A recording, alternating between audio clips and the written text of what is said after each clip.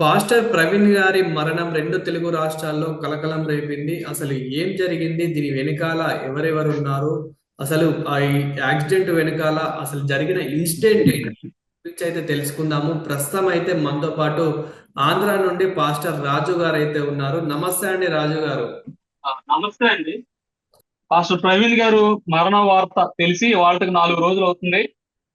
మరి ఇప్పుడు దాకా కూడా పోలీసులు ప్రాథమికంగా కూడా ఏమైందని నిర్ధారణ చేయలేదు. ఎందుకంటే ఒక విషయాన్ని మనం ఆలోచించాలి. ముందు ఏదో ఒక యాక్సిడెంట్ అని చెప్పేసారు సులువుగా. ఆధారాలు ఏంటంటే ఆధారాలు దానికి ఎస్పీ గారు ఏమన్నారు, మా దగ్గర లేటెస్ట్ టెక్నాలజీ ఉంది, ఆ టెక్నాలజీ తోటి మేము చాలా ఈజీగా ట్రేస్ చేయగలుగుతాం ఏమైంది అనేది అని చెప్పారు.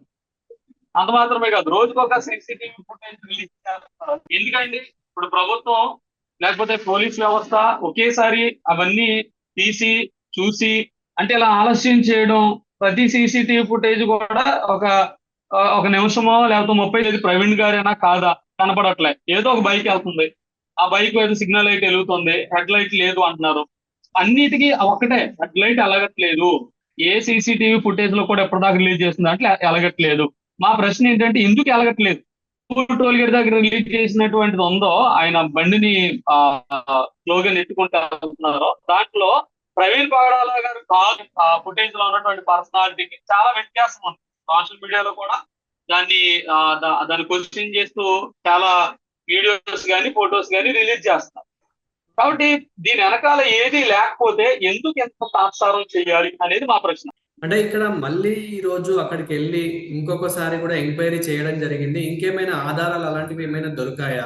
నేను అదే అంటున్నానండి. దేనికైనా ఇప్పుడు పోలీసులు ఎప్పుడు చెప్తారు, ఏ తప్పు చేసినోడైనా ఒక్క క్లూ అయినా విడిచిపెట్టి వెళ్తాడు అంటే. దేనికైనా ప్రమాదం కావచ్చు లేకపోతే హత్య కావచ్చు, దేనికైనా క్లూ అనేది పట్టుకోవాల్సినటువంటి బాధ్యత, ఆధారాలు సేకరించాల్సిన బాధ్యత పోలీసులది. అసలు ఫస్ట్ డే జరిగిన వెంటనే యాక్సిడెంట్ జరిగినటువంటి స్పాట్ ని ఎందుకు గాలికి వదిలేశారు? అక్కడ ఎలాంటి ఆధారాలు ఎందుకు తీసుకోలేదు? ఆ రోజంతా కూడా కాలక్షేపం. రెండో రోజు ప్రజలందరూ ఆందోళన చెందేసరికి రెండో రోజు ఆ ప్లేస్ కి వచ్చి అక్కడ కానిస్టేబుల్ పెట్టి టికెట్ తెచ్చుకుని అప్పుడు చేశారు. సాక్ష్యాధారాలు లేకుండా చేసేటువంటి ప్రయత్నంలో భాగంగా ఇన్ని రోజులు లేట్ చేస్తున్నారేమో అనేటువంటి అనుమానం కూడా అందరికి వచ్చేటువంటి అవకాశం ఉంది, వస్తుంది కూడా.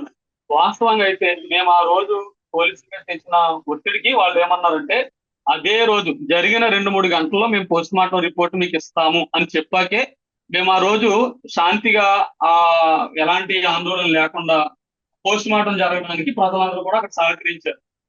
పోస్ట్ మార్టం అయిపోయిన తర్వాత అసలు ఎలాంటి అది ఏంటి అనేటువంటి ప్రాథమికంగా పోస్ట్ మార్టం రిపోర్ట్ చెప్పకుండానే పోలీసులు లాఠీ చార్జ్ చేసుకుని అంబులెన్స్ లో ప్రవీణ్ గారి డెడ్ బాడీ హైదరాబాద్ తీసుకెళ్లిపోయారు. 2 రోజుల్లో చెప్తామన్నారు. ఇది 3వ రోజు. ఇవాళ కూడా పోస్ట్ మార్టం రిపోర్ట్ ఎందుకు రాలేదు? ఫోరెన్సిక్ పంపించామన్నారు.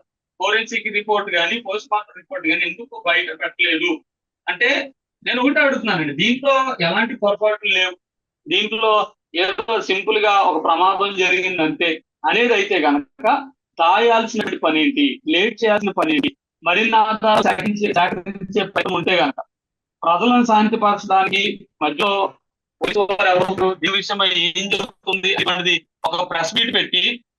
ప్రవీణ్ గారి గురించి మాకన్నా ఎక్కువ మీకే తెలుసు కాబట్టి, ప్రవీణ్ గారికి అంటే వ్యక్తిగతంగా కానివ్వండి, ఫ్యామిలీ పరంగా కానివ్వండి, ఇంకా కుల మతాల్లో కానివ్వండి, ఇలా శత్రువులు అంటూ ఎవరైనా ఉన్నారా? శత్రువులు అంటూ ఎవరో మీకు ఎవరైనా తెలుసా? ప్రవీణ్ గారికి శత్రువులు అంటే ఆయనకైతే ఎవరు శత్రువులు లేరండి, కానీ ఆయన శత్రువుగా భావించుకునే వాళ్ళైతే చాలా మంది ఉన్నారు. సబ్జెక్ట్ వైడ్ గా అంటే ఆయన ఏదన్నా వేరే మత గ్రంథాల గురించి మాట్లాడినప్పుడు దాంట్లో ఉన్నటువంటి ఇష్యూని ఆయన ఏదైనా క్వశ్చన్ చేసినా దాని గురించి మాట్లాడినా అది ప్రవీణ్ గారు మీరు మాట్లాడేది తప్పండి, ఇది కరెక్ట్ అని చెప్పాలి. ఇవాళ బైబిల్ని విమర్శించే వాళ్ళు కూడా ఉన్నారు, మేము కూడా వాళ్ళని ఎదుర్కొంటున్నాం, ఏది కరెక్టో కొన్ని చెప్పగలుగుతున్నాం. అలాగా ఏమైనా లోపాలో ఆయన మాట్లాడాడు కానీ కాబట్టి మేము చంపేస్తామంటే ఎలాగా? ఇవాళ సోషల్ మీడియాలో ఫ్రెష్ గా ఒక వీడియో వైరల్ అవుతుంది. దాంట్లో ఒక కుర్ర మాట్లాడుతున్నాడు, ఏంటంటే వాడిని మేమే చంపేశాం, మా జోలికి వస్తే ఎలా ఉంటుందో తెలియాలని మేము చేశాము, కాబట్టి హిందువులు మా జోలికి వస్తే ఎలా ఉంటుంది, ఎవరినైనా ఇలాగే చేస్తాం అన్నట్టుగా వ్యక్తి మాట్లాడుతున్నారు. అలాంటి కొంతమంది అల్లరిమోహలు ఉంటారు, వాళ్ళని మేము పట్టించుకోవాలా లేదనేటువంటి విషయం పక్కన పెడితే అలా మాట్లాడడానికి అవకాశాలు ఎందుకు ఇస్తున్నారు అంటే అలాంటి ఒక భావజాలం అయితే ఉంది కదా, ప్రశ్నిస్తే చంపేస్తాం అనేటువంటి భావజాలాన్ని ఎవరు వృద్ధిపోసారు. ఇవాళ అలాంటి భావజాలాన్ని ప్రవీణ్ గారు కూడా ప్రశ్నించారు. వాళ్ళు ఏదైనా చెయ్యాలి అంటే ఎంతమంది అంతమంది జనం ఏదైనా ఒక శాంతి భద్రత విఘాతం కలిగించేలాగా చేయరు. ఎందుకంటే క్రైస్తవుల్లో ఉన్నటువంటి సహనం యేసు ప్రభు మాకు నేర్పించింది అదే, ప్రవీణ్ పగడాల గారు ఎక్కడికి వెళ్ళినా బోధించింది అదే. ఇవాళ ఆ బోధ నచ్చకే, మనుషులందరూ ఒక్కటే అని ఆయన చెప్పిన బోధ నచ్చకే. ప్రవీణ్ గారికి డ్రింకింగ్ అలవాటు ఉంది అని కొందరు అంటున్నారు. ప్రవీణ్ గారు ఆ రోజు డ్రింక్ చేశారని చెప్పేసి కూడా కొందరు అంటూ ఉన్నారు. ఇది ఎంతవరకు నిజమంటారు? లేదండి, వాస్తవంగా ప్రవీణ్ పగడాల గారికి ఆయన డ్రింక్ చేసేటువంటి హ్యాబిట్ అయితే లేదు. ఎందుకు లేదని అంటున్నాను, ఆయన కాదు, ప్రవీణ్ పగడాల గారు ఒక విశ్వాసం మాత్రమే కాదు, మోర్ దాన్ దట్ ఆయన ఒక బోధకుడు, ఇతరులకి ఇలా చేయకూడదని చెప్పేటువంటి వ్యక్తి. అలాంటి వ్యక్తి అలాంటి ఒక వ్యసనాన్ని లేకపోతే ఒక అలవాటును కలిగి ఉన్నాడు అనేది ఎందుకంటే ఇవాళ ఇదే కేసుని తప్పుదారి పట్టించడానికి ఆ లేనిపోని మాటలన్నీ ఆయనకు ఆపాదిస్తున్నారు. ఎందుకంటే బైబిల్ దాన్ని యాక్సెప్ట్ చేయదు, బైబిల్ విరోధంగా మా జీవితాలు ఉండవు. దాని విషయంలో మేమైతే దాన్ని చాలా తప్పుగా ఖండిస్తున్నాము. ప్రవీణ్ గారికి అలాంటి బ్యాడ్ హ్యాబిట్స్ ఏవి కూడా లేవండి. కొన్ని వీడియోలు ఇప్పుడిప్పుడు వైరల్ అవుతున్నాయి చిన్న చిన్నగా. తను అక్కడిక్కడ చాలా మత ప్రచారం చేశాడని చెప్పేసి, అదే విధంగా కించపరచాడని చెప్పేసి కూడా కొన్ని వీడియోలు అయితే వైరల్ అవుతూ ఉన్నాయి.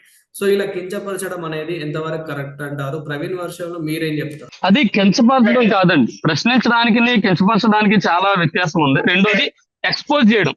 చెప్పండి, కించపరచడం అంటే ఏంటి? ఇవాళ చాలా మంది చాలా రకాలుగా ఆయన చెయ్యని దాన్ని చెప్తా ఉన్నారు. చాలా మంది క్వశ్చన్ చేస్తున్నారు. తప్పుల్ని అడగడానికి తప్పేమి కాదు కదా.